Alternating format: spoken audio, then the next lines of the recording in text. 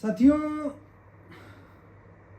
गुप्त काल हिंदू काल का एक वंश है। इसको हिंदू डायनेस्टी का राजवंश कहा जाता है और इसे स्वर्ण काल भी कहा जाता है। पर मेरा एक प्रश्न है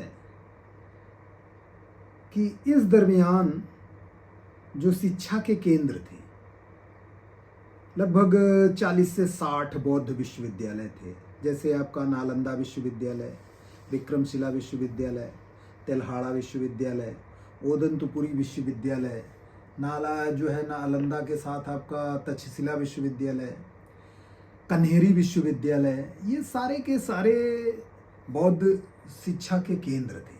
यहाँ पे हजारों लाखों की संख्या में विद्यार्थी और हजारों की संख्या में शिक्षक विद्यमान थे।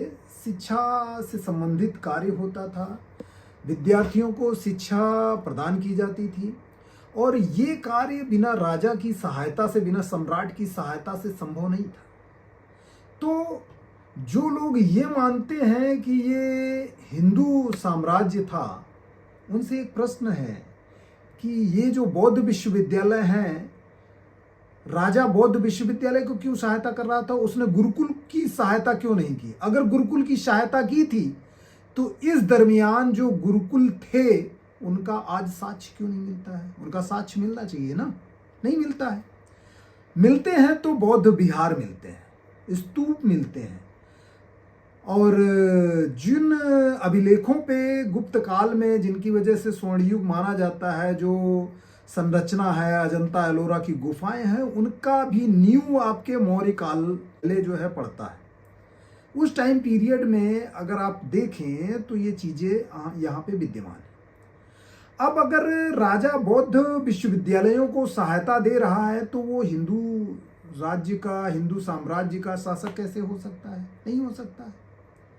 अगर हो भी सकता है तो फिर बौद्ध विश्वविद्यालयों के साथ हिंदू विश्वविद्यालय भी दिखने चाहिए थे, जहाँ पे वेदों की और दुनिया भर की तरह की पुस्तकों का अध्ययन होता हो, उनको पढ़ाया जाता हो, लेकिन ऐसा दिखाई नहीं देता है। और जो बौद्ध विश्वविद्यालयों में पढ़ाया जा रहा था, आखिर उनको जलाया क्यों गया? जिस तरह से नालंदा विश्वविद्यालय जलाया गया है, उसी तरह से बहुत सारे बौद्ध विश्वविद्यालयों को जलाया गया था कि लोगों को आने वाले समय में ये पता न चल पाए कि इन बौद्ध विश्वविद्यालयों में किसकी शिक्षा दी जाती थी, किन चीजों की शिक्षा दी जाती थी। कहीं ऐसा तो नहीं कि वेद, पुराण, आरण्यक, उपनिषद, ये सारी चीजें वहां पे विद्यमान थी जिसकी वजह से इनको जलाया गया है, ताकि लोगों को पता न चल पाए कि बौद्ध विज्ञान, बौद्ध ज्ञान कहाँ था, कैसे था, क्यों था। ये चीज अब आपको ध्यान देना होगा, सोचना होगा इस बारे में कि जो गुप्त काल को हिंदू साम्राज्य कहा जा रहा है, उसके शिक्षक सारे बौद्ध थे, शिक्षा के केंद्र सारे बौद्ध थे। आखिर एकदम से हिंदू धार्मिक तीर्थ स्थल कहां से आ जाते हैं?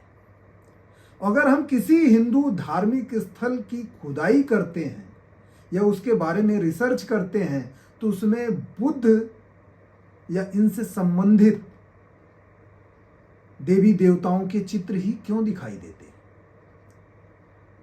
अगर हिंदू धर्म के सभी देवी देवता बौद्ध से संबंधित नहीं थे तो उनके प्राचीन काल में जाते ही हमें बौद्ध से संबंधित चित्र क्यों दिखाई देते? चाहे वो शिव हो, चाहे वो विष्णु हो, चाहे वो दुर्गा हो, चाहे वो काली हो, कोई जो है बुद्ध से मिल रहा है, कोई मंजूश्री से मिल रहा है, कोई अवलोकितेश्वर से मिल रहा है, कोई अशोक की लाट से मिल रहा है। कहीं ना कहीं तो सब जो है एक दूसरे से मेल खाते हैं। कहीं ऐसा तो नहीं है कि जो है बौद्ध संस्थानों को, बौद्ध विहारों को ही तब्दील करके हिंदू संस्थान या हिंदू मंदिर बनाए गए हों? सोचिएगा, इस पर विचार करिएगा।